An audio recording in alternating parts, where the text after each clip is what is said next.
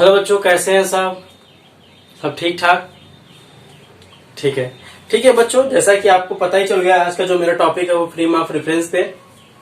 आज हम बात करेंगे कि फ्रेम ऑफ रेफरेंस एक्चुअली होता है क्या, इसकी रिक्वायरमेंट क्यों है और इसके अंदर हम पढ़ते क्या है। ठीक है, इसके अंदर हम पढ़ते क्या और हम फ्रेम ऑफ रेफरेंस को डिफाइन करने के लिए हमारे पास वो कौन कौन से टूल्स या जो कौन कौन से हमारे प्रॉपर्टी होनी चाहिए जिसको हम देख के वो फ्रेम ऑफ रेफरेंस डिफाइन करेगी कि ये फ्रेम ऑफ इसके अलोंग इसका फ्रेम ऑफ रेफरेंस ये है। ठीक है, क्योंकि हमें फ्रेम ऑफ रेफरेंस डिफाइन करने के लिए कुछ तो ऐसा चाहिए जिससे हम उस ऑब्जर्वर जो उस ऑब्जेक्ट का पोजीशन या कुछ भी डिफाइन करें। फ्रेम का मतलब क्या होता है कि उसके फिगर को, उसके जो ऑब्जेक्ट है, आपका जो ऑब्जेक्ट है उसके मोशन को, उसके पोजीशन को डिफाइन करना विथ रिस्पेक्ट टू टाइम उसके मोशन, उसके पोजीशन को डिफाइन करना ही फ्रेम ऑफ रेफरेंस होता है। ठीक है, अब हमारा क्या है बच्चों, जैसे कि अब हमें कहते हैं फ्रेम ऑफ रेफरेंस के हमें सबसे पहले हम जानेंगे रिक्वायरमेंट क्यों पड़ी।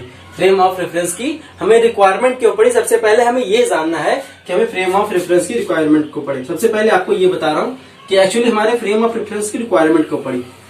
ठीक है, सपोज दैट बच्चों ये एक रोड है, यहाँ पे एक पर्सन बैठा है,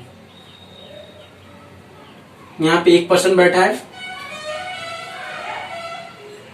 यहाँ पे एक पर्सन बैठा है। ठीक है, अब यहाँ पे क्या है, एक गाड़ी है,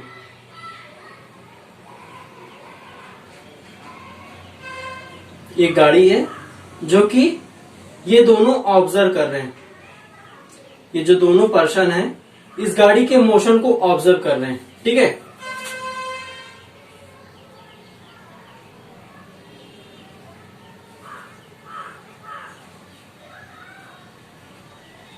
जी ये गाड़ी है, ये दोनों पर्सन इस गाड़ी के मोशन को ऑब्जर्व कर रहे हैं और इन दोनों के पास एक क्लॉक है, एक घड़ी है। ठीक है, इन दोनों के पास एक घड़ी है, दोनों के पास एक घड़ी है।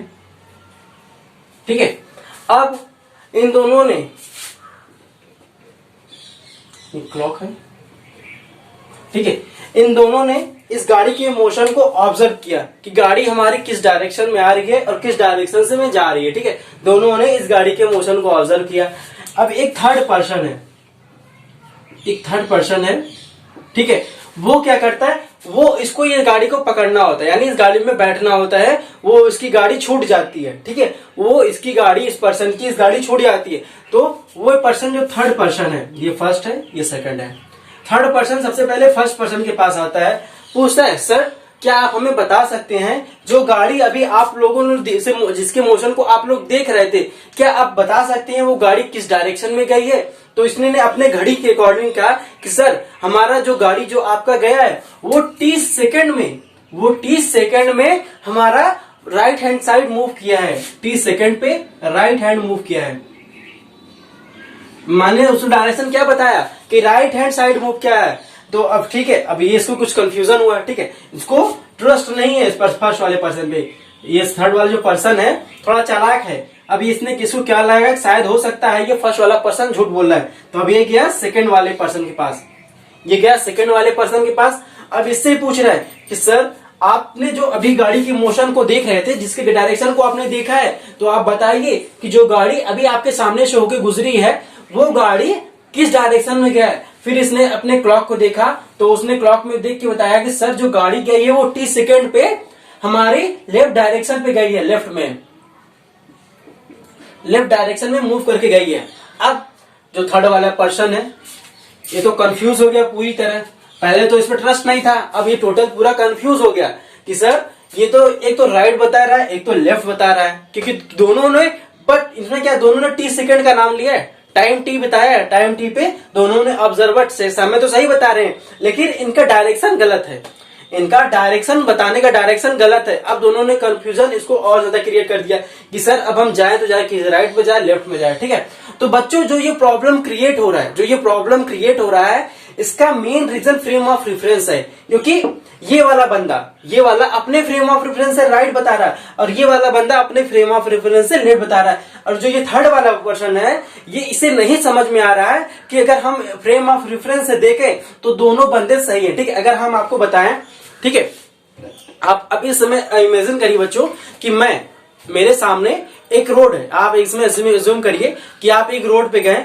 किसी एक साइड पे फर्स्ट ऑफ ऑल खड़े हो जाइए, फर्स्ट ऑफ ऑल रोड के एक साइड पे खड़े हो जाइए, ठीक है। अब आपके सामने जो कोई व्हीकल्स गुजर रहा है, जो व्हीकल्स मूव कर रहा है, उसको ऑब्जर्व करिए। सपोज दैट आपके सामने, या सपोज दैट मैं इसमें रोड, मेरे सामने रोड है और मेरे सामने ये व्हीकल मूव कर रहा है, ठीक है। तो ये मूव कर रहा है व्हीकल, ये मूव कर रहा है, किस डायरेक्शन में जा रहा है। मैंने, अगर कोई मुझसे पूछेगा सर जो व्हीकल गया है, जो गाड़ी अभी आपके सामने से मूव करके गई, वो किस डायरेक्शन में गया है, तो मैं अपना क्या right hand direction, right hand उठा के बोलूंगा सर गाड़ी हमारी इस डायरेक्शन में गई, यानी राइट हैंड साइड गया है, ठीक है। तो हमने किस आर्म को यूज किया, राइट हैंड साइड यूज किया, ठीक है। अगर आप यही देखें, अगर आप देखें जो मेरा राइट है वो आपका लेफ्ट होगा, यानी अगर डायरेक्शन आप यहाँ पे थोड़ा जूम करिए, अगर जो मैंने इसे राइट बताया है तो आपको ये गाड़ी लेफ्ट डायरेक्शन में मूव करते हुए दिखाएगी। अगर नहीं दिखा रही, मैं आपको बता रहा हूँ, ठीक है।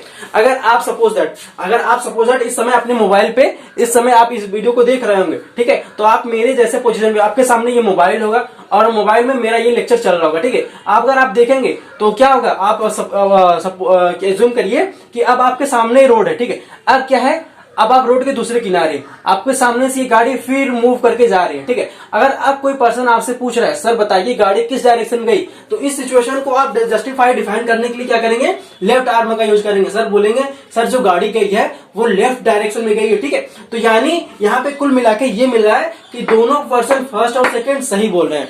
वो इन दोनों ने अपने फ्रेम ऑफ रेफरेंस से बताया है कि गाड़ी का डायरेक्शन एक राइट बता रहा है, एक लेफ्ट बता रहा है, लेकिन क्या दोनों ने अपने फ्रेम ऑफ रेफरेंस से बताया है, ठीक है।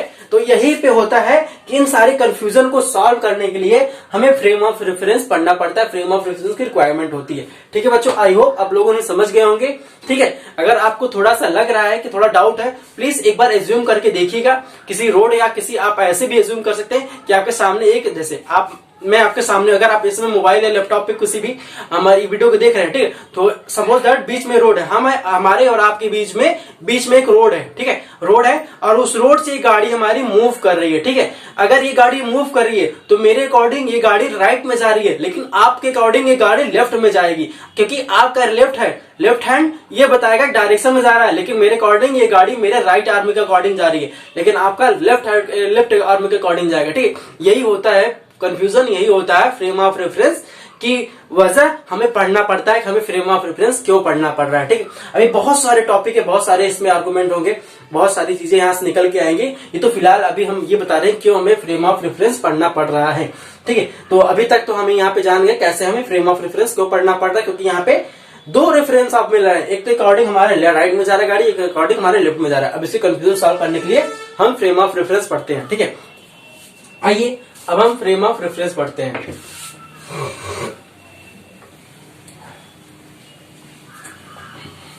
सबसे पहले हम जानेंगे कि फ्रेम ऑफ रेफरेंस हमें डिफाइन करने के लिए वो कौन कौन से इंपॉर्टेंट हमारे पास वो ऑब्जेक्ट होने चाहिए जिससे हम बता सकें कि ये फ्रेम ऑफ रेफरेंस है, ठीक है। इसके हम फ्रेम ऑफ रेफरेंस यूज करने के लिए हमारे पास कौन कौन कुछ ऑब्जेक्ट होना चाहिए, कुछ चीजें होनी चाहिए, तभी तो हम उसको फ्रेम ऑफ रेफरेंस बता पाएंगे। सबसे पहले हमारा क्या है, ऑब्जर्वर, फ्रेम ऑफ बॉडी, जिसे हम फ्रेम ऑफ बॉडी बोल रहे हैं, फ्रेम ऑफ बॉडी जिसे आप ऑब्जर्वर बोलते हो। हमारे पास एक ऑब्जर्वर होना चाहिए, जैसे हमारा वो फर्स्ट सेकंड था, फर्स्ट सेकंड हमने प्रश्न बताया था, वो हमारा क्या ऑब्जर्वर। अगर हमारे पास वही नहीं रहेंगे तो हम किससे पूछेंगे कि सर हमारा डायरेक्शन क्या है, क्योंकि हमें बताने के लिए तो कोई होना चाहिए। और दूसरा हमारा होना चाहिए कोऑर्डिनेट सिस्टम। कोऑर्डिनेट सिस्टम बहुत इंपॉर्टेंट है, किसी भी ऑब्जेक्ट का फ्रेम ऑफ रेफरेंस डिसाइड करने के लिए हमें कोऑर्डिनेट सिस्टम होना बहुत जरूरी है, ठीक है। अब कोऑर्डिनेट सिस्टम की रिक्वायरमेंट क्या है बच्चों, मैंने क्या बताया, कोऑर्डिनेट सिस्टम हमारा, जैसे कोई हमारा ऑब्जेक्ट है, ये स्पेस में है, कोई हमारा ऑब्जेक्ट है स्पेस में है। अब क्या इस स्पेस ऑब्जेक्ट को देख के हम इसके मोशन, इसके डायमेंशन या किस डायरेक्शन में मूव कर रहा है कुछ बता पाएंगे? नहीं बता पाएंगे, क्योंकि अभी हम इसके बारे में कुछ हमारे इन्फॉर्मेशन ही नहीं है कि ये ऑब्जेक्ट किस डायरेक्शन में, इसका कोऑर्डिनेट क्या है, क्या पोजीशन है इसकी। सबसे पहले हमें इसके पोजीशन को डिफाइन करना पड़ेगा, तब तो जाके अगर इसका पोजीशन डिफाइन हो पाएगा तब हम इसके मोशन के बारे में कुछ बता पाएंगे। जब इसके पास पोजीशन ही नहीं है कोई, अभी ये स्पेस में, जब इसके पास कोई पोजीशन ही नहीं है तो हम इसके वेलोसिटी क्या बताएंगे, क्या इसका डिस्प्लेसमेंट बताएंगे, डिस्टेंस कुछ भी नहीं बता सकते। तो सबसे पहले हमें इसके पोजीशन को डिफाइन करना होता है। पोजीशन को डिफाइन करने के लिए हम कोऑर्डिनेट सिस्टम पढ़ते हैं। कोऑर्डिनेट सिस्टम में हमें क्या मिलता है, हमें दो तरीके कोऑर्डिनेट सिस्टम हमारे पास अवेलेबल होते हैं। हमारे चूज होता है, हमारे पास ये होता है, चांसेस होता है कि हम कौन से डायरेक्शन, कौन सा है कोऑर्डिनेट सिस्टम यूज करते हैं। पहला हमारा होता है कार्टेशियन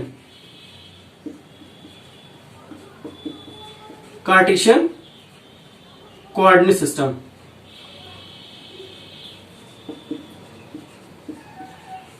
सिस्टम,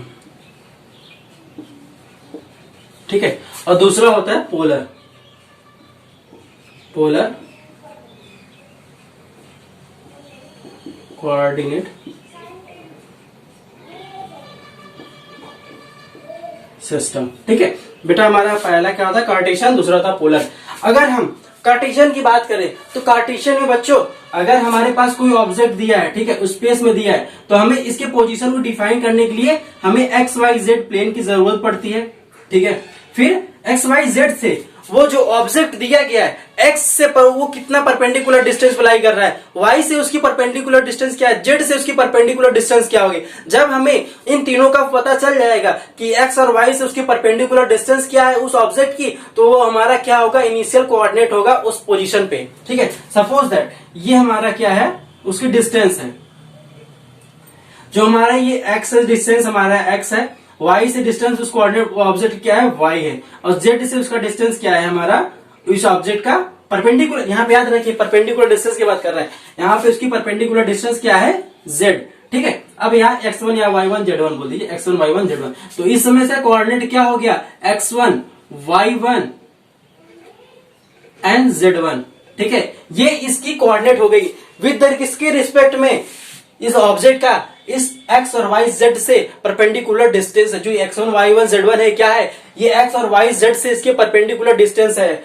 और ये जो O हमारा होता है, ये O होता है हमारा ओरिजिन होता है, ये उसी के रिस्पेक्ट में, यानी ओरिजिन से रिस्पेक्ट में ही वो x, ये ऑब्जेक्ट जो ऑब्जेक्ट है वो ओरिजिन से कितने डिस्टेंस पे है, यानी x से ये ओरिजिन से x डिस्टेंस पे कितना मूव किया है। ये हमारा जो सभी x1 जो आया है, जो ये x1 है, ये हमारा बेसिकली यहां से यहां तक का डिस्टेंस है, ओरिजिन से इस ऑब्जेक्ट तक के डिस्टेंस हमारा x1 है। ऐसे ही हमारा ओरिजिन से y1 का जो इस ऑब्जेक्ट की y एक्सिस के अलावा इसके डिस्टेंस क्या है, y1 है, ठीक। ऐसे ही हमारा z1 निकल के आएगा। तो यही होता है हमारा कार्टेशियन कोऑर्डिनेट सिस्टम। हम इसके कोऑर्डिनेट को निकाल के इसके पोजीशन को डिफाइन करते हैं। जब हमारा एक का कोऑर्डिनेट निकल के आ गया तब हम इसके पोजीशन को डिफाइन कर देंगे, फिर पोजीशन के बाद इसमें हमें एक और चीज की रिक्वायरमेंट होती है। देखो इसमें हमें क्या होता है, अभी हम इसको कुछ नहीं बता पाएंगे, अभी हम इसके पोजीशन को कुछ नहीं बता पाएंगे। अभी देखिए हमारे पास सिर्फ कोऑर्डिनेट सिस्टम है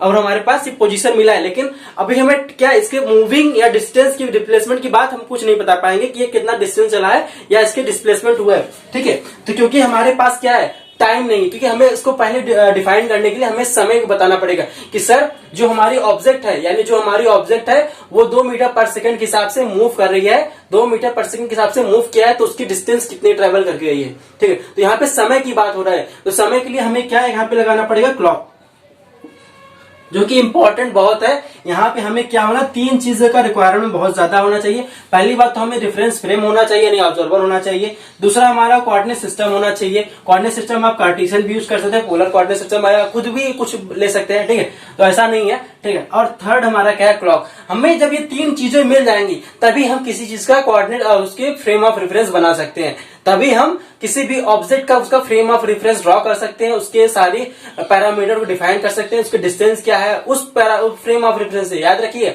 जहां से हम यहां से देखिए ये जो हमारा है, यहाँ पे हमारा फ्रेम ऑफ बॉडी क्या है, ये ओरिजिन है। अगर हम इसको x1 y1 z1 बता रहे हैं तो उसके डिस्टेंस कहां से बता रहे हैं, 0 से बता रहे हैं, ओरिजिन से बता रहे हैं। यानी फ्रेम ऑफ रेफरेंस हमारा जो ऑब्जर्वर है वो हमारा कहां पे, इसमें ओरिजिन पे बैठा है, उसके अकॉर्डिंग ये बॉडी हमारी क्या है, x1 y1 z1 के कोऑर्डिनेट पे बैठी है, ठीक है। अगर ये मूव करके हमारी कहां पे पहुंच गई, इसका कोऑर्डिनेट कहां है, x2 y2 z2 हो गया, तो इसकी जो न्यू पोजीशन होगी वो हमारी कोऑर्डिनेट क्या होगी उस पोजीशन का, x2 y2 z2, ठीक है। और इसका जो अगर टाइम, अगर इसने मूव किया है तो टाइम t टाइम में या ट्रेवल किया है, तो यहाँ पे इसके सारे पोजीशन को हम फाइंड आउट कर सकते हैं कि कितना डिस्प्लेसमेंट हुआ, कितना डिस्टेंस ट्रेवल किया है, ठीक है, ओके।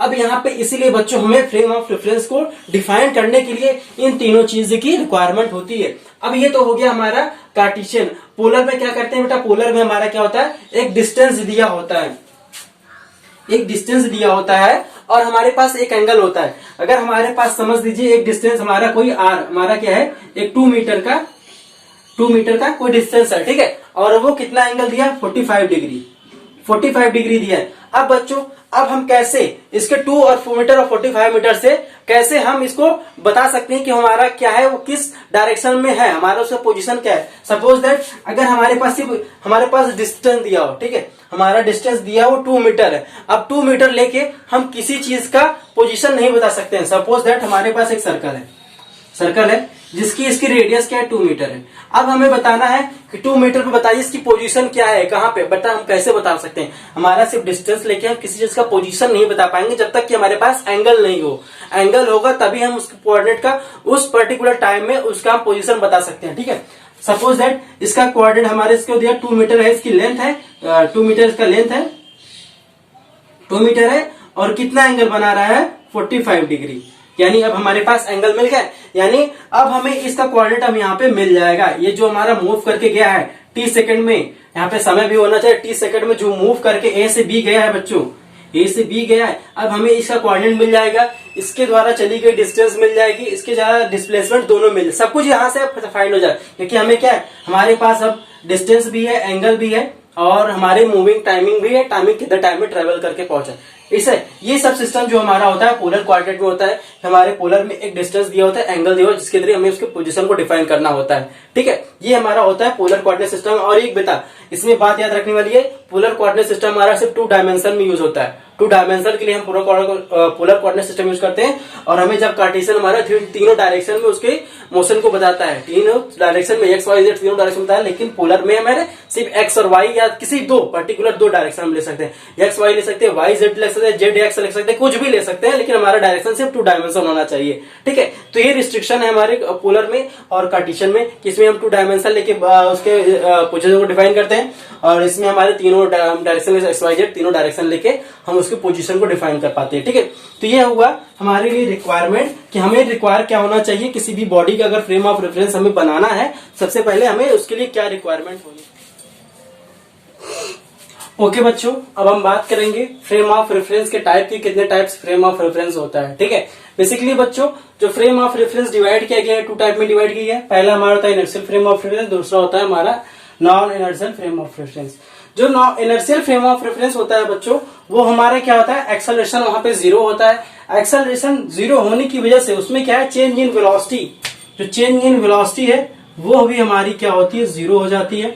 और चेंज इन वेलोसिटी 0 का होने का मतलब क्या है, v final minus v initial equal to 0। यानी जो फाइनल वेलोसिटी है ऑब्जेक्ट की, जो ऑब्जर्वर जहां, यहाँ पे देखो यहाँ पे क्या है, इनर्शियल फ्रेम ऑफ रेफरेंस का मतलब बच्चों ये होता है कि जो हमारा ऑब्जर्वर है वो इनर्शियल फ्रेम, ऐसे फ्रेम पे जाके बैठा है जहां पे उसका एक्सेलरेशन 0 है, उसकी चेंज इन वेलोसिटी 0 है, उसपे जो फाइनल वेलोसिटी है जहां पे वो बैठा है ऑब्जर्वर हमारा, उसकी final velocity initial velocity equal है। यानी जो वो बैठा है जहां पे वो एक यूनिफॉर्म मोशन में है या यूनिफॉर्म वेलोसिटी कर रहा है, ठीक है। यहाँ पे हमारा ऑब्जर्वर से लेना देना होता है कि हमारा ऑब्जर्वर एक ऐसे फ्रेम में जाके बैठा है जिसका एक्सेलरेशन 0 है, मतलब वो एक यूनिफॉर्म वेलोसिटी से मूव कर रहा है।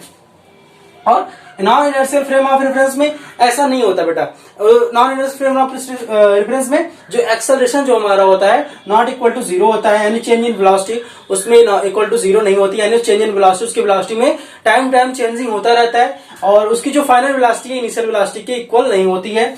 और उसकी ऐसे मोशन को क्या बोलते हैं, नॉन यूनिफॉर्म मोशन या नॉन यूनिफॉर्म वेलोसिटी, ठीक है। ये सब तो हुआ दो, लेकिन जो मेन फैक्टर है जो कि इनर्शियल नॉन इनर्शियल में बहुत ज्यादा मायने रखता है, वो क्या है कि जो इनर्शियल फ्रेम ऑफ रेफरेंस है वो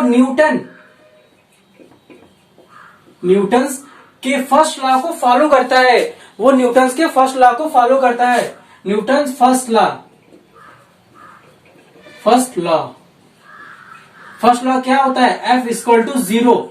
हमारा क्या होता है, न्यूटन्स फर्स्ट लॉ क्या कहता है कि जो हमारा फोर्स होता है, F फोर्स होता है, वो इक्वल टू होता है। यानी हमारी अगर कोई बॉडी इन मोशन में है तो वो मोशन में ही तब तक रहेगी जब तक कि उस पर कोई एक्सटर्नल फोर्स लगा के उस बॉडी को रोका, एब्स्ट्रैक्ट उसके मोशन को अपोज न किया जाए। ठीक है, अपोज करने का मतलब क्या है, यहाँ पे उसके जो मोशन में है उसकी रोका ना जा सके, उसका रोका जाए तब तक बॉडी वो हमारी मूव करती रहेगी। और अगर कोई बॉडी हमारी एट अ रेस्ट है तो वो अनलेस तब तक रेस्ट रहेगी जब तक कि उसे कोई एक्सटर्नल फोर्स लगा के उसको अपनी तरह से कोई वेलोसिटी न दी जाए।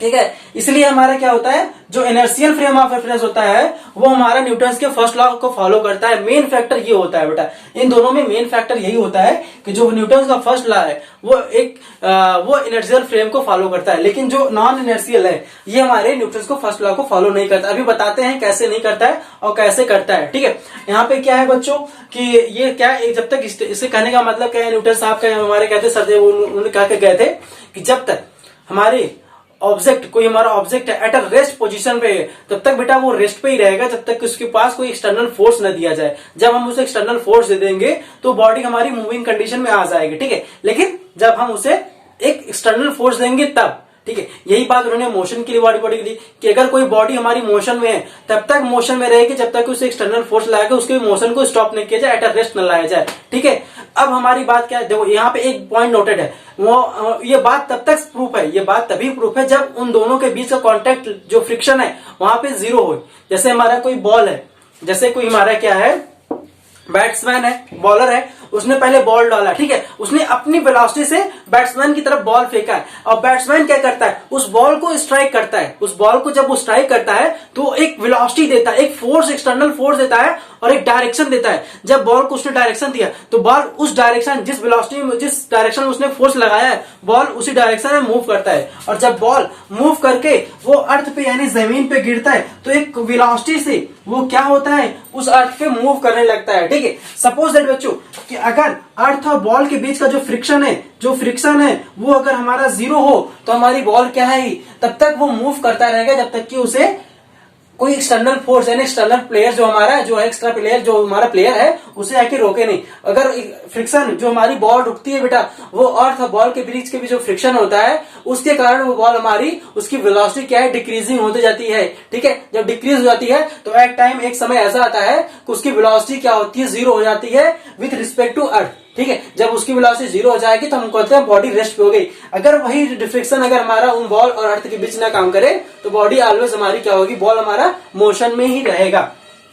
ठीक है, न्यूटन ने फर्स्ट लॉ का अकॉर्डिंग यही होता है कि अगर बॉडी हमारी रेस्ट पे तो रेस्ट ऑलवेज भी रेस्ट रहेगी और मोशन में तो ऑलवेज भी मोशन में रहेगी जब तक कोई एक्सटर्नल फोर्स उसे न लगाया जाए। ठीक है, अब हम इससे थोड़ा सा एग्जांपल लेके समझते हैं कि इनर्शियल और नॉन इनर्शियल में क्या होता है। ठीक है बच्चों, जैसे आप क्या है कि कोई बंदा है जो स्टेशन के बाहर स्टैंडिंग करके बैठा है और उसके सामने से जो ट्रेन जा रही है, जब ट्रेन हमारी मूव कर रही है तो उसे क्या लग रहा है कि जो सामने वाला बंदा है वो एक यूनिफॉर्म, यहाँ पे एक पॉइंट नोटिस करना होगा, नोटिस कर लीजिए कि जो ट्रेन है हमारी उसकी वेलोसिटी हमारे क्या होगी, यूनिफॉर्म होनी चाहिए, यानी एक्सेलरेशन जीरो होना चाहिए। एक्सेलरेशन जीरो यानी फाइनल और इनिशियल वेलोसिटी उसकी सेम होनी चाहिए, वो एक यूनिफॉर्म वेलोसिटी मोशन में होना चाहिए। जब उसका एक्सेलरेशन जीरो होगा यानी जैसे 40 किलोमीटर पर आवर की स्पीड से वो चल रहा है तो उसका 40 किलोमीटर पर आवर की स्पीड से ही उसको मोशन में रहना होगा। ठीक है, तभी हमारा ये यहाँ पे अलाउ है इसका इनर्शियल फ्रेम के लिए।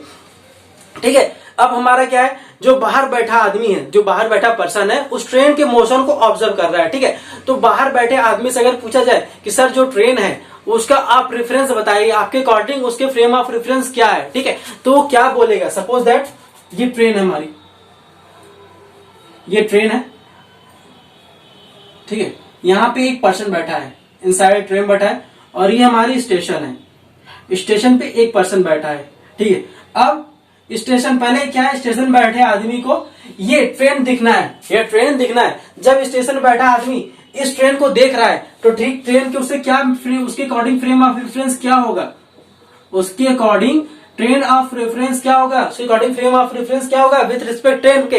तो क्या बोलेगा, इधर जो ट्रेन है एक यूनिफॉर्म वेलोसिटी से, यानी यूनिफॉर्म ये बोल रहा है यहाँ पे इसके अकॉर्डिंग एक यूनिफॉर्म वेलोसिटी से, यानी एक्सेलरेशन जीरो है, यहाँ पे uniform delta change in velocity zero है। ठीक है, एक यूनिफॉर्म वेलोसिटी से मूव कर रहा है, किसमें 40 किलोमीटर पर आवर की स्पीड से फॉरवर्ड डायरेक्शन में मूव कर रहा है। ये किसके फ्रेम ऑफ रेफरेंस के अकॉर्डिंग हुआ? जो पर्सन हमारा स्टेशन में बैठा है उसके अकॉर्डिंग, उसके फ्रेम ऑफ रेफरेंस के अकॉर्डिंग, वो जो गाड़ी को ऑब्जर्व कर रहा है उसके अकॉर्डिंग क्या कर रहा है कि जो हमारी ट्रेन है वो 40 किलोमीटर पर आवर के हिसाब से फॉरवर्ड डायरेक्शन में मूव कर रहा है, ठीक है।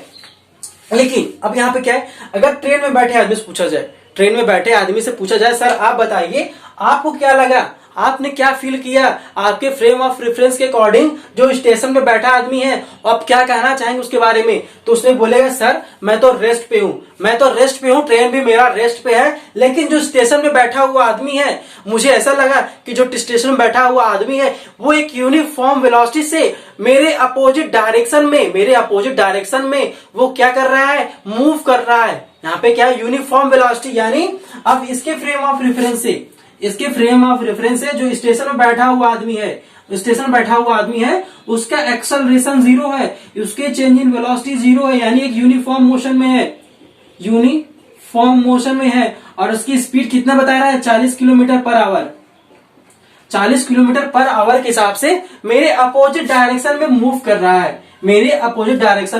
रहा है। बच्चों इसे आप लोगों ने भी थोड़ा सा फील किया है जब आप ट्रेन में बैठते हैं, तो जब ट्रेन हमारी मूव करती है तो आपको क्या लगता है कि जो ट्रेन के सराउंडिंग सारी चीजें हैं, चाहे वो इलेक्ट्रिक पोल हो, चाहे वो घर हो, चाहे वो बाग हो, चाहे पेड़ पौधे, सब क्या आपको लगता है कि ये क्या है, मैं तो रेस्ट हूं, मेरा ट्रेन रेस्ट पे है, लेकिन ये सब सारे जो सराउंडिंग है वो फॉरवर्ड डायरेक्शन में यानी आपके अपोजिट डायरेक्शन में मूव कर रहे हैं, वो मूविंग कंडीशन में, बट आप रेस्ट पे हो, ठीक है। लेकिन ये गलत होता है, ये आप भी जानते हो कि ट्रेन हमारी मूव कर रही है, मैं मूव हूं, लेकिन मेरा क्या है, मेरे अकॉर्डिंग, मेरे फ्रेम ऑफ रेफरेंस से मेरे सराउंडिंग के सारी चीज मूव कर रहे हैं, लेकिन मैं एट अ रेस्ट हूं। तो यहाँ पे क्या होता है, बॉडी जो पर्सन होता है उसके फ्रेम ऑफ इनर्शियल से क्या होता है कि वो उसके अकॉर्डिंग उसका ट्रेन जो होता है रेस्ट होता है, खुद को रेस्ट मानता है, लेकिन उसके सराउंडिंग जो चीजें आती हैं उसको मोशन में मानता है, ठीक है। ये होता है। अब बाहर बैठा आदमी जो ट्रेन को मोशन में देख रहा है उससे क्या लगेगा, ट्रेन इतने स्पीड से मूव कर रही है, ठीक है। यही होता है हमारा इनर्शियल फ्रेम ऑफ रेफरेंस। और बच्चों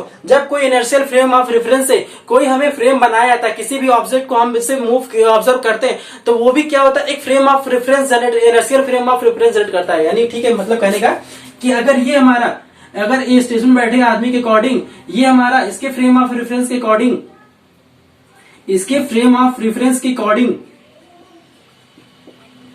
ये इनर्शियल है,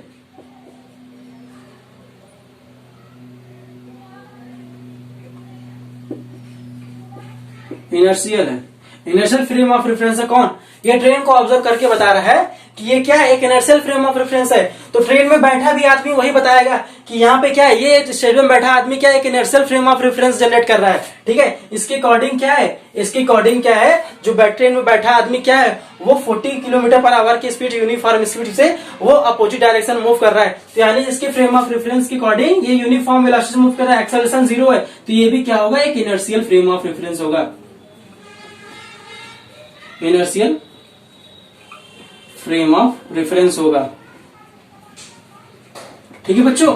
यानी जब हम एक इनर्शियल से किसी भी ऑब्जेक्ट को ऑब्जर्व करते हैं, तो जो ऑब्जर्व करता है अगर वहां से भी हम जाके उस फ्रेम को अपोजिट डायरेक्शन में देखें तो वो भी हमें क्या होगा, एक इनर्शियल बन जाएगा। यानी इनर्शियल से देखी हुई चीज को फिर से अगर हम वहां पे जाके पहुंच के उस प्रीवियस वाले, चाहे हम पहले बैठ के देख रहे थे, ऑब्जर्व कर रहे थे, उसको देखे तो उसके मेरे अकॉर्डिंग मेरा पॉइंट ऑफ व्यू बदल जाएगा, अब वो इनर्शियल बन जाएगा, ठीक है। यहाँ पे ये नोटिस आप करिएगा, अभी मैं बताऊंगा जब क्वेश्चन लूंगा तो वहां पे मैं बताऊंगा कैसे हम इसको देखते हैं। ये तो बात हो गई हमारी इनर्शियल की। अब हम बात करते हैं नॉन इनर्शियल की। नॉन इनर्शियल बेटा क्या होता है कि जब आप कोई बस में बैठे हैं, जब बस हमारी मूविंग कंडीशन होती है, किसके, एट अ यूनिफॉर्म मोशन में होती है, आप क्या होता है, एट अ रेस्ट पाते हैं, अपने आप को क्या होता है, सब कुछ आराम से नॉर्मल होता है, कोई चीज नहीं। अगर बस और रोड के बीच ज्यादा गड्ढे गुड्ढे नहीं है तो आपको मोशन का पता नहीं चलेगा, ठीक है। अगर गड्ढे गुड्ढे नहीं है तो आराम से आप पता नहीं चलेगा कि आपकी गाड़ी मूव कर रही है, आप मोशन में हैं, ठीक है। लेकिन गड्ढा गुड्ढा हो तो अलग बात है, लेकिन उसके बीच जो स्मूथनेस है, रोड हमारी स्मूथ है और ट्रेन हमारी आराम से एक यूनिफॉर्म वेलोसिटी मूव कर रहा है, ठीक है, तब तक तो आपको रेस्ट को पता नहीं चलेगा। लेकिन जैसे ही सडनली हमारा ड्राइवर ने ब्रेक मारा, मारता है तो हमें क्या लगता है, हमारी बॉडी क्या है, फॉरवर्ड डायरेक्शन में मूव कर जाती है। ऐसे जब आप ब्रेक मारता है सडनली तो हमारी क्या बॉडी ऐसे मूव कर जाती। तो बच्चों उस समय क्या होता है, क्या हमारे पास कोई एक्सटर्नल सोर्स लगाया, हमारी बॉडी पे कोई एक्सटर्नल सोर्स लगा जिसकी वजह से हमारी क्या बॉडी मूव हुई? नहीं, हमारे पास कोई एक्सटर्नल सोर्स नहीं लगा है। हम तो गाड़ी में बैठे हैं, तो गाड़ी ड्राइवर चला रहा है, तो गाड़ी अपना सब फोर्स लगा रहा है ना। हमारे ऊपर, हमारी बॉडी के ऊपर कौन फोर्स लगा है? हमारे बॉडी के ऊपर कोई फोर्स नहीं लगा है। तो यानी हमें यहाँ पे एक इमेजिनरी फोर्स लग रहा है, इमेजिन जिसे आप सूडो फोर्स पढ़ते हैं, जिसे आप सूडो फोर्स कहते हैं, वो फोर्स लग रहा है कि हमारे पास एक एनर्जी इमेजिनरी फोर्स लगा है, जिसकी वजह से हमें क्या है कि हम फॉरवर्ड डायरेक्शन में मूव कर गए। तो यहाँ पे क्या है, एक्सेलरेशन जो हमारा क्या है, चेंज हो गया। यहाँ पे जब हमारा इनर्शियल फोर्स, यहाँ पे इनर्शियल फोर्स हमारे नॉन इनर्शियल फोर्स में क्या, रेफरेंस में क्या होता है, उसका एक्सेलरेशन हमारा नॉट इक्वल टू 0, यानी उसका एक्सेलरेशन चेंज होता है। यानी जब हमारा ब्रेक मारा तो हमारे क्या एक्सेलरेशन उससे चेंज कर दिया। जब हमारा चेंज हो गया तो हमारी जो बॉडी है फॉरवर्ड डायरेक्शन में मूव कर गई, तो हमारा क्या एक इमेजिनरी फोर्स की वजह से मूव किया है। तो यही हमारा क्या था, नॉन इनर्शियल होता है। वहां पे वेलोसिटी हमारी चेंज इन वेलोसिटी 0 नहीं होती है, वहां पे भी फाइनल भी इनिशियल नहीं होता है। ठीक है, अगर आप इसे अच्छी तरीके से और समझना चाहें तो बच्चों यहाँ पे मैं एग्जांपल ले रहा हूं।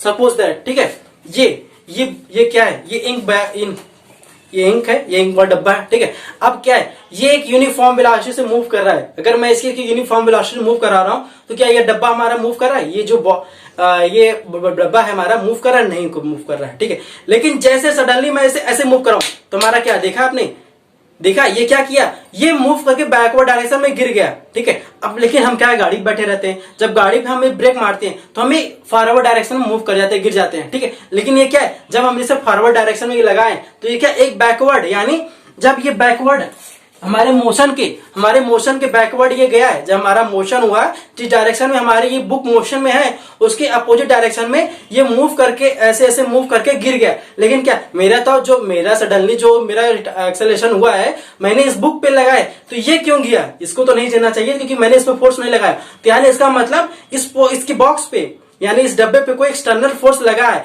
कि जो इसको मूविंग कंडीशन पे लाके इसके अपोजिट, बुक के अपोजिट डायरेक्शन, जो डायरेक्शन में बुक हमारा मूव कर रहा है उसके अपोजिट डायरेक्शन में इसको लाके गिरा दिया है। ठीक है, मींस यहाँ पे क्या है, एक इमेजिनरी फोर्स यहाँ पे लगा है, तभी तो ये बॉक्स हमारा डब्बा क्या है, मूव कर रहा है, अदरवाइज ये मूव नहीं करता। देखिए मैंने क्या किया, यहाँ पे क्या हमारा बुक क्या है, इस डायरेक्शन में कर, जब मैं सडनली इसको एक्सेलरेट कर रहा हूं तो हमारा ये बुक क्या है, ये बाहर की तरफ इसके अपोजिट डायरेक्शन में जाके गिर जा रहा है। तो यानी यहाँ कहने का मतलब क्या है कि जब भी बॉडी हमारी सडनली चेंज होती है, उसकी वेलोसिटी चेंज होती है, तो बैठे हुए जो अंदर गाड़ी के बैठा हुआ अंदर उस पर भी एक फोर्स लगता है। उस पर जब फोर्स लगता है तो उसकी क्या, उसके जस्ट वेलोसिटी अपोजिट डायरेक्शन में उसे एक ऐसा फोर्स लगता है जिससे उसके अपोजिट डायरेक्शन में वो गिर जाता है। ठीक है, वही हमारा होता है सूडो फोर्स, जिसको हम सूडो फोर्स बोलते हैं। उसी को हम नॉन इनर्शियल फ्रेम बोलते हैं। जो हमारा जहाँ पे एक्सेलरेशन चेंज होता है उसको हम नॉन इनर्शियल फ्रेम बोलते हैं। ठीक है बच्चों, सिंपल सी बात है। आप लोगों ने इसको क्वेश्चन बहुत देखा होगा कि गाड़ी के अंदर एक ट्रेन है, एक गाड़ी है या कुछ भी है, यहाँ पे एक पेंडुलम लटका है, यहाँ पे एक पेंडुलम है हमारा। ठीक है, गाड़ी के अंदर का है, पहले गाड़ी के बाहर, और ये एक यूनिफॉर्म वेलोसिटी से मूव कर रहा है। यहाँ पे बैठा पर्सन इसके मोशन को ऑब्जर्व कर रहा है। जब ये यूनिफॉर्म वेलोसिटी से लग रहा है तो ये हमारा क्या, इनर्शियल फ्रेम ऑफ रेफरेंस होता है, इनर्शियल फ्रेम ऑफ रेफरेंस होता है। ठीक है, इनर्शियल फ्रेम ऑफ रेफरेंस होता है। लेकिन जब ये पर्सन हमारा गाड़ी के अंदर जाके इसके मोशन को ऑब्जर्व कर रहा होता है तो क्या, जब ये मोशन में होगा तो ये कुछ इस तरीके से मूव करेगा। जब इसे गाड़ी के अंदर जा रहा है तो गाड़ी के अंदर बैठ जाएगा, तो इसे लगेगा कि जो पेंडुलम है इसको एक फोर्स लग रहा है, जिसकी वजह से ये क्या है, ये इस डायरेक्शन में मूव कर रहा है। तो जो फोर्स लग रहा है वो इमेजिनरी फोर्स क्या होता है, सूडो फोर्स होता है, जिसकी वजह से ये हमारा क्या होता है, पेंडुलम वो अपोजिट जिस डायरेक्शन में बॉडी हमारी मूव करे उसके अपोजिट डायरेक्शन में उसे मूव करता है। ठीक है, वो तब उस समय हमारा क्या होता है, ये non inertial frame of reference हो जाता है। ये हमारा non inertial frame of reference हो जाता है। ठीक है, यहाँ पे ये वही बच्चों कि यहाँ पे आप इनर्शियल नॉन इनर्शियल, बच्चों यहाँ पे थोड़ा सा ज्यादा हो गया है, लेकिन इससे ज्यादा अभी यहाँ पे यूज नहीं है। जब हम काइनेमेटिक्स में देख रहे हैं तो इसका इतना ज्यादा यूज नहीं है, इतना ब्रॉड नहीं है। ठीक है, इसका ज्यादा हम लॉ ऑफ मोशन पढ़ेंगे तब उसका यहाँ पे ज्यादा यूज होता है, सब सूडो फोर्स पढ़ेंगे तब हम उसका ज्यादा यूज करेंगे। लेकिन यहाँ पे थोड़ा सा बेसिक हमें आया था तो इसलिए हमें फ्रेम ऑफ रेफरेंस बताना पड़ा। ठीक है, अब एक दो चार क्वेश्चन लेते हैं कि इनर्शियल नॉन इनर्शियल क्या होता है, जो हमें काइनेमेटिक्स में पढ़ना है उसके अकॉर्डिंग हम थोड़ा सा बहुत क्वेश्चन लेते हैं जिससे कि हमें यहाँ पे यूज कर सके।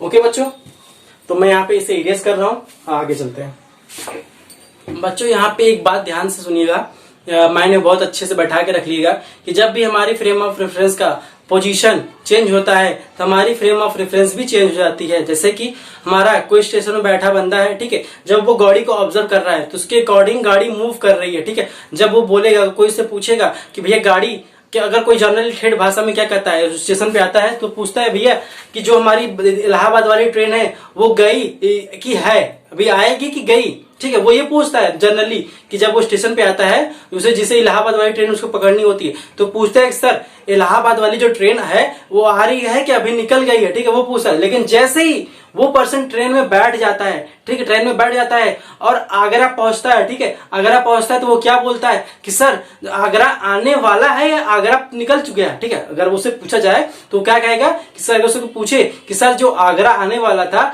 आगरा आ गया है कि आगरा चला गया। अब देखिए उसके लिए क्या है, पहले कंडीशन ये था कि पहले वो ट्रेन को मूव करा रहा था, उसके फ्रेंड जब वो स्टेशन पे खड़ा था उसके फ्रेम ऑफ रेफरेंस के अकॉर्डिंग ट्रेन मूव कर रही है, ट्रेन अपना स्पेस चेंज कर रहा है। यानी जब तक वो अर्थ पे स्टेशन पे खड़ा था तो वो उसका क्या है, वो ट्रेन को मूव करा था। जैसे उसकी पोजीशन चेंज हुआ, वो पोजीशन चेंज करके ट्रेन में चला गया। जैसे ट्रेन में चेंज हुआ, अब वो क्या है, वो अर्थ यानी जो पोजीशन उसको अर्थ है, जो इस पे क्या है जगह को अब वो मूव करा रहा है। यानी वो कह रहा है कि सर जो इलाहाबाद या जो भी आगरा जो दिल्ली आने वाला है वो आया कि चला गया, ठीक है। जो इस दिल्ली आगरा स्टेशन आना है वो आया कि चला गया। आप लोग जेन्युइन ऐसा देखते हैं कि जब आप ट्रेन में बैठते हैं तो आपकी लैंग्वेज चेंज हो जाती है। जब आप स्टेशन पे रहते हैं तो आप अलग लैंग्वेज से पूछते हैं कि सर जो इलाहाबाद वाली ट्रेन है आई है कि गई, तो ये आप पूछते हैं, आपकी इंक्वायरी होती है। लेकिन जब जैसे ही आपका फ्रेम ऑफ रेफरेंस चेंज होता है, जैसे ही आप स्टेशन ट्रेन में बैठते हैं और गाड़ी मूव करती है तो आपका क्वेश्चन का करने जो आपका क्वेश्चन है वो चेंज हो जाता है, आपकी लैंग्वेज चेंज हो जाती है, बॉडी लैंग्वेज सब कुछ चेंज जाता है। यानी टोटल आपका फ्रेम ऑफ रेफरेंस चेंज आएगा।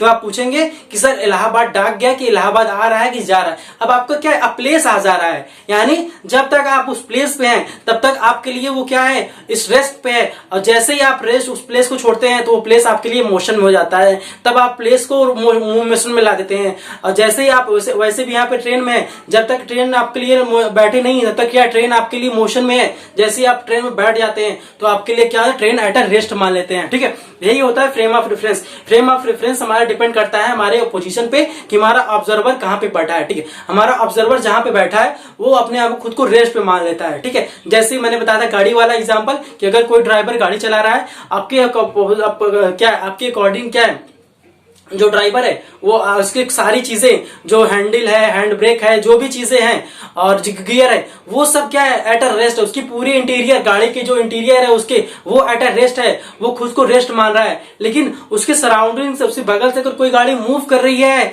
तो वो कहेगा कि मैं तो रेस्ट में हूं, लेकिन वो गाड़ी मेरे फॉरवर्ड डायरेक्शन मूव करके गया है, ठीक है। उसको ये लगेगा कि मैं तो एट अ रेस्ट हूं, लेकिन वो सब गाड़ी जो गया है वो मूव कर रहा है, वो फॉरवर्ड डायरेक्शन मूव कर रहा है, बैकवर्ड है, जिस डायरेक्शन में जा रहा है वो मूव कर रहा है।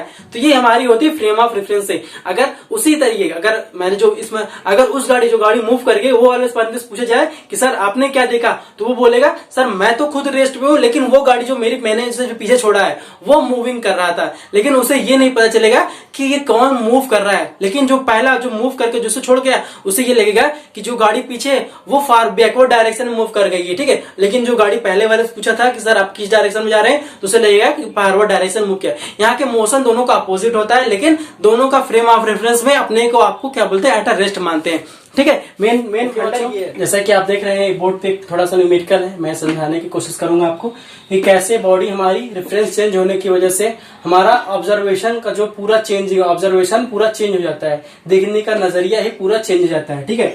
एट अ जैसे पहले वाले में देखिए, ये मेरा पहला फिगर है, ये सेकंड है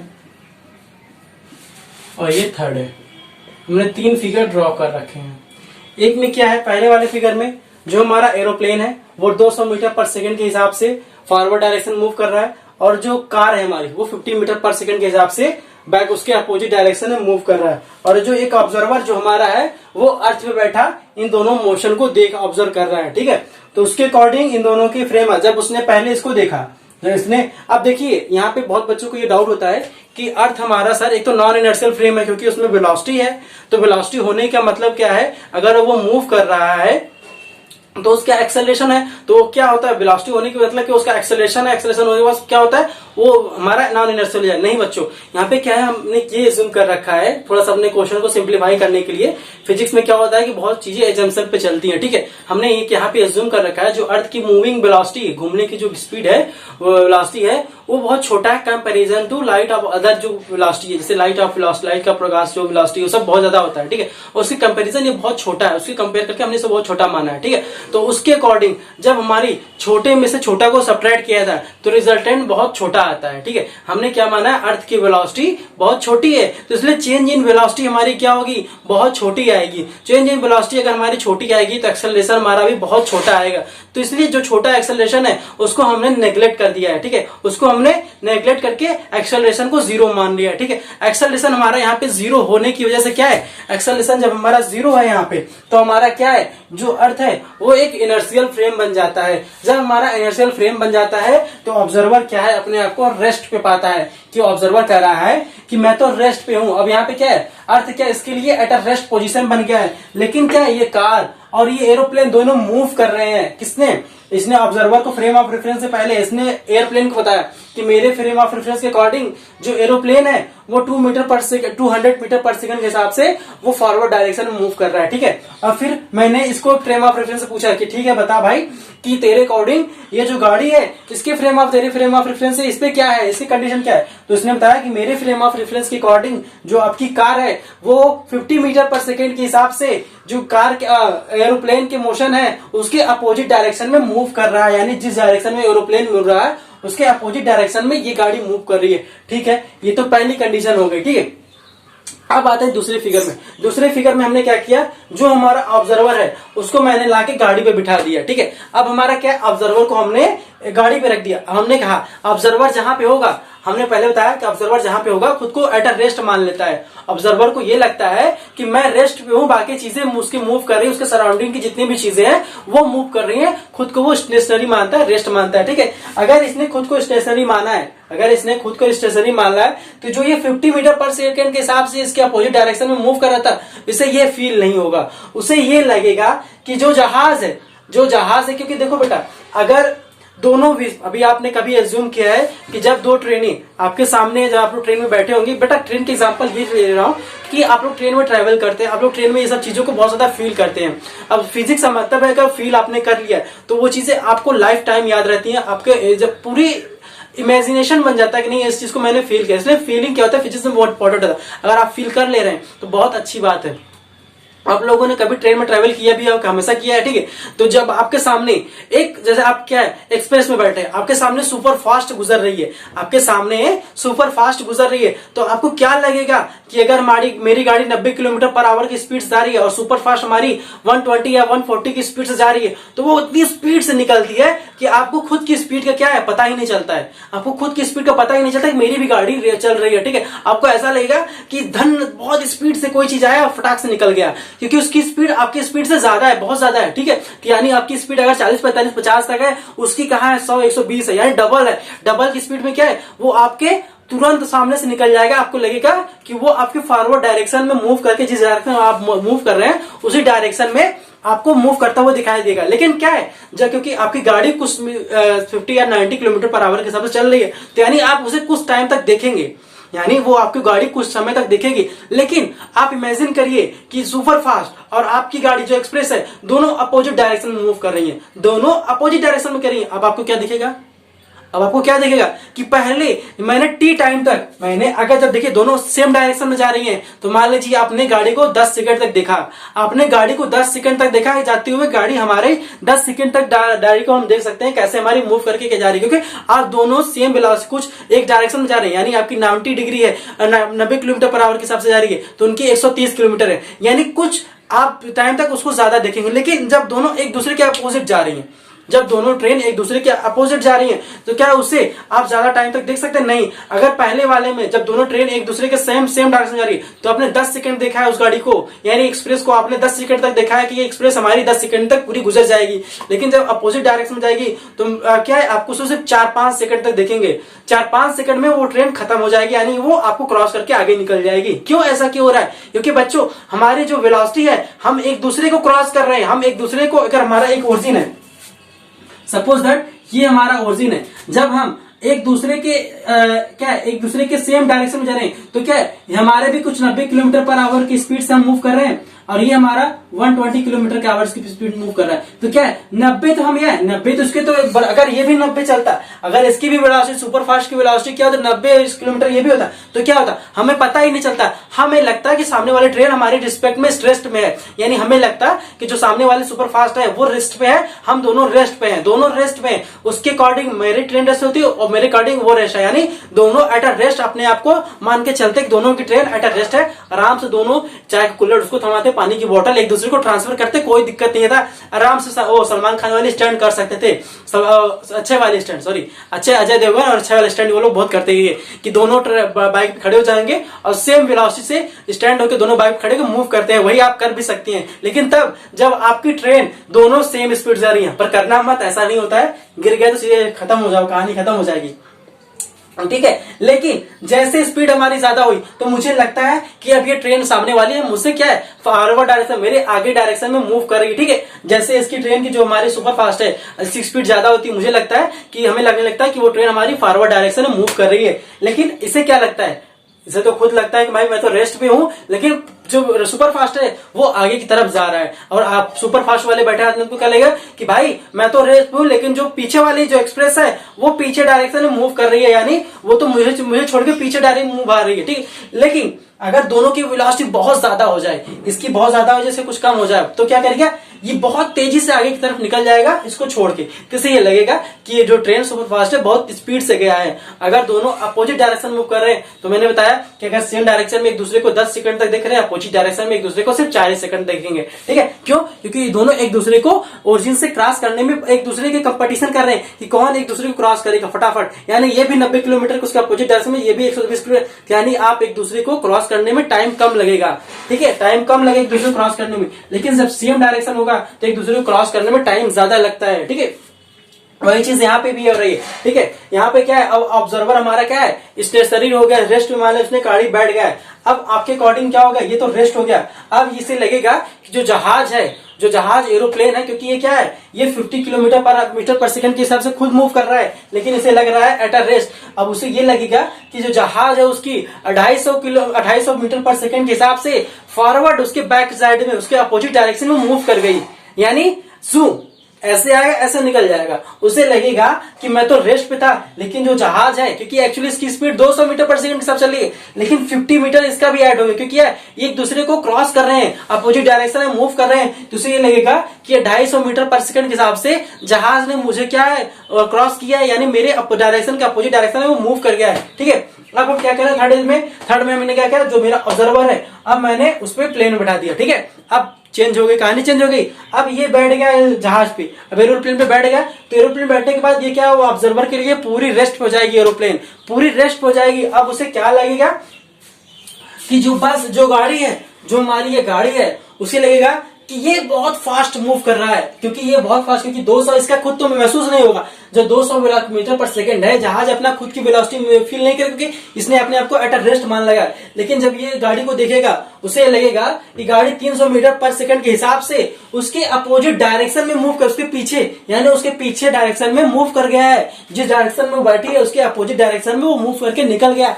यानी यहाँ पे क्या है, खुद को रेस्ट मान लेने पे जो अपनी वेलोसिटी है वो सामने वाले को ट्रांसफर कर दे रहे हैं। यहाँ पे एक चीज देखने को मिल रहा है कि अगर ये खुद की वेलोसिटी, अगर ये एरोप्लेन में बैठ रहा है तो एरोप्लेन की जो वेलोसिटी है वो अपने सामने वाले को दे रहा है, और दे रहा तो उसकी वेलोसिटी बढ़ जा रही है उसको। ऐसा यही चीज यहाँ पे हुआ था, जब ये कार में बैठा तो कार अपनी वेलोसिटी इसको दे दिया था, तो यहाँ पे 200 था 250 हो गया, और इसमें प्लेन पे क्या था, इसने क्या अपनी जो 200 वेलोसिटी थी इसको दे दिया। और सॉरी यहाँ पे क्या हुआ, 200 यहाँ पे क्या है 200 था ना, तो यहाँ पे 250 हो जाएगा बच्चों, 300 नहीं होगा, 250 यानी 250 मीटर पर सेकंड के हिसाब से मूव करेगा, 300 नहीं होगा बेटा, यहाँ पे करेक्शन है, करेक्शन कर लीजिए, करेक्ट कर लीजिए।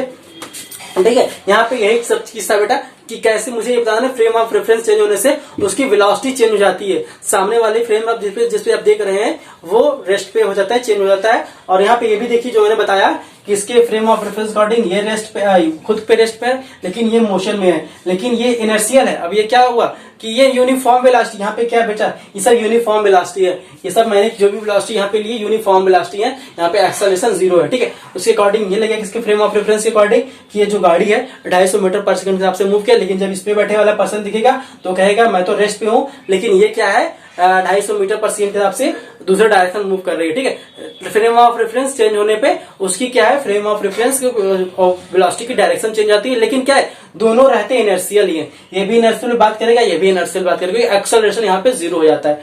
ओके बच्चों, तो यहाँ पे तक था, अब तक इसे आप समझ गए, बहुत अच्छी बात है। ठीक है, अब हम लास्ट एक न्यूमेरिकल लेंगे जो समझेंगे कार्टेशियन प्लेन से कि उसके पोजीशन कैसे फाइंड आउट करते हैं, क्या होगा। अब हम क्या करते हैं, कार्टेशियन प्लेन के थ्रू समझते हैं कि कैसे हम कर सकते हैं कि कोई बॉडी रेस्ट पे है या मोशन पे है। ठीक है, हमने अगर आप समझाना होगा तो मैंने बताया है कि जब कोई बॉडी रेस्ट और मोशन में, हमने बताया था कि कोई बॉडी एब्सोल्यूट रेस्ट और मोशन में नहीं होती है। हमारा फ्रेम ऑफ रेफरेंस चेंज होने पे वही बॉडी रेस्ट पे आती है, जैसे हमने फ्रेम ऑफ रेफरेंस चेंज किया तो वही बॉडी हमारी मोशन में, जैसे हमने कार एरोप्लेन लिया या ट्रेन वाला लीजिए, जैसा जो भी हमने बताया उस एग्जांपल में आप देख रहे हैं जैसे हमारा फ्रेम ऑफ रेफरेंस चेंज हो रहा है। जैसे आप स्टेशन वाला भी लिए, स्टेशन वाले अकॉर्डिंग के हमारे क्या पर्सन बैठा था तो उसने ट्रेन क्या बोला था, वो मोशन में है। ठीक है, लेकिन जब वही आदमी, दूसरा आदमी, ट्रेन वाला बैठा आदमी, वो क्या बोल रहा है कि जो स्टेशन बैठा आदमी वो मोशन में है, मैं तो रेस्ट पे, यानी फ्रेम ऑफ रेफरेंस चेंज होने पे उसकी वेलोसिटी भी चेंज हो जा रही है। एट अ रेस्ट मोशन पे चला जा रहा है, मोशन से ऐसा रेस्ट चला जा रहा है।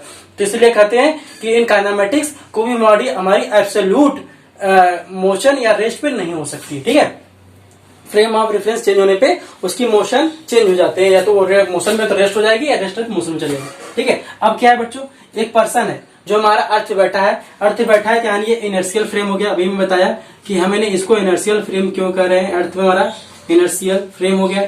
ठीक है, इनर्शियल फ्रेम हो गया। अब हमारा क्या है, एक आदमी है जो बड़ी सी गाड़ी लेके, देख रहे हैं ये बड़ी सी गाड़ी है जिसको ड्राइव कर रहा है, उसके फ्रंट पे एक फ्लैग लगा हुआ है। ठीक है, उसकी गाड़ी के फ्रंट पे, जैसा कि आप देखते हैं बहुत लोग जो दबंग या जो अपने आप को कहते हैं बनाते हैं, तो क्या करते हैं बहुत ज्यादा एक किसी पार्टी का झंडा लगा लेंगे। ठीक है, वही है, एक नेता वेता बैठा है जिसकी गाड़ी के फ्रंट पे कोई झंडा लगा है किसी पार्टी का, तो वो क्या कर रहा है, वो अपने इस फ्लैग को देख रहा है। ठीक है, वो अपने इस फ्लैग को देख रहा है और वही फ्लैग को यहाँ पे अर्थ पे बैठा पर्सन उसे ऑब्जर्व कर रहा है कि यहाँ पे जो बैठा पर्सन इस फ्लैग को वो भी देख रहा है, और जो गाड़ी के अंदर ड्राइव कर रहा है ड्राइवर वो भी इस फ्लैग को देख रहा है। ठीक है, यहाँ पे भी वही है कि ड्राइवर क्या है, अपनी गाड़ी को कुछ टाइम बाद, टी टाइम बाद, जो इसने टी टाइम में इसने ट्रैवल किया, यहाँ पे देखो टी टाइम है बच्चों, यहाँ टी टाइम में ट्रैवल करके गाड़ी हमारी यहाँ पे पहुंची है। ठीक है, गाड़ी हमारी यहाँ पे पहुंची है। तो अब भी क्या है, तो लेकिन ये बात कौन कर रहा है, ये बात अर्थ वाला पर्सन कर रहा है कि वो टाइम ट्रैवल करके मोशन करके यहाँ पहुंचा है। लेकिन इसके अकॉर्डिंग अंदर बैठे ड्राइवर से पूछा जाए तो उसने बोलेगा कि भाई मैं तो रेस्ट हूँ, लेकिन ये वाला पर्सन मेरी अपोजिट डायरेक्शन में मूव करके गया है। ठीक है, अब क्या है, इसके अकॉर्डिंग ये फ्लैग क्या है, अगर ये फ्लैग हमारा क्या है, वो बोलेगा कि मेरी बॉडी पूरी एट अ रेस्ट है, लेकिन ये हमारा फ्लैग भी एट अ रेस्ट है। लेकिन अगर इस पर्सन से पूछा जाए कि भाई इसके फ्लैग ने मोशन किया है, तो बोलेगा यस, उसकी फ्लैग क्या पूरी बॉडी जो कार है वो मोशन में है। कैसे, अब हम बात करते हैं। ठीक है बच्चों, अगर सबसे पहले हम इस फ्लैग का कोऑर्डिनेट निकालें, इस फ्लैग का कोऑर्डिनेट निकालें, सपोज दैट इसका कोऑर्डिनेट क्या है, इसका कोऑर्डिनेट हमारा है एक्स वाई जेड में, एक्सिस में इसका क्या है कोऑर्डिनेट, समझिए ये फ्लैग है, फ्लैग से इसके कोऑर्डिनेट को ये देख रहा है, तो इसका कोऑर्डिनेट डिस्टेंस क्या बनना है, जो अर्थ पे बैठा आदमी है इस फ्लैग को देख रहा है, तो इस फ्लैग से हमने कोऑर्डिनेट क्या बताया था, जो ऑब्जर्वर है, जहां से ऑब्जर्वर है हम उसके डिस्टेंस को मेजर करते हैं, हम उसके डिस्टेंस को मेजर करते हैं जहां से हम ऑब्जर्व कर रहे हैं। ठीक है, ऑब्जर्वर ही हमारा क्या होता है, रेफरेंस बॉडी होती है। रेफरेंस बॉडी हमने बताया था ना, रेफरेंस बॉडी से ही हम उसे कोऑर्डिनेट को डिफाइन करते हैं। ठीक है, अब हमारा रेफरेंस बॉडी क्या है, ये अर्थ पे बैठा आदमी है, उसके अकॉर्डिंग हम इसके फ्लैग को डिफाइन करते हैं, इसके फ्लैग को कोऑर्डिनेट फाइंड आउट करते हैं। सपोज दैट यहाँ पे अगर ये अर्थ वाला देखेगा तो यहाँ पे कुछ इसके डिस्टेंस होगा, जो डिस्टेंस होगा इसके कोऑर्डिनेट बनेगा। सपोज इसका कोऑर्डिनेट क्या है, x1, y1 और z1 है। ठीक है, यानी जो फ्लैग है इस अर्थ में बैठे हुए इंसान के अकॉर्डिंग x से वो कितने डिस्टेंस पे, x1 पे, y से परपेंडिकुलर डिस्टेंस कितना है, y1 है, z से कितना है, z1 है। ठीक है, जब t टाइम में मोशन करने के बाद जब टी टाइम में वो मोशन कर रहा है, टी टाइम में मोशन करने के बाद अब इस फ्लैग का कोऑर्डिनेट क्या होगा, टी टाइम में मोशन करने के बाद अब इस फ्लैग का इस रेफरेंस ऑफ बॉडी से, यानी ये जो ऑब्जर्वर है यहाँ पे बैठा है, अब इसका फ्रेम ऑफ रेफरेंस हमारा क्या होगा, इसकी रेफरेंस कोऑर्डिनेट क्या होंगी, इसके रेफरेंस ऑफ बॉडी से जो हमारा ऑब्जर्वर है इसका है, तो इसका कोऑर्डिनेट अब चेंज हो जाएगा बेटा।